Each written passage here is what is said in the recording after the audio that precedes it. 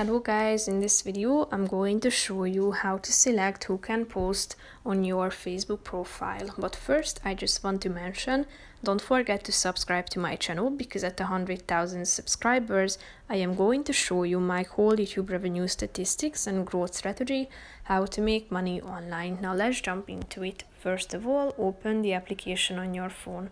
Click on the menu icon down below on the right side corner, tap on settings at the top.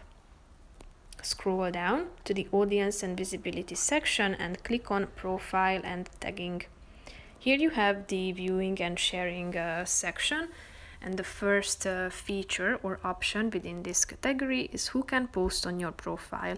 Now it is set to private, meaning that it is only you who can post on your own profile, but as you tap on this blue button on the right side, you can set it to friends, so your friends can also post on your profile. Tap on this button next to it and then it will be updated automatically. That's pretty much it for this video, guys. See you in the next one. Bye bye.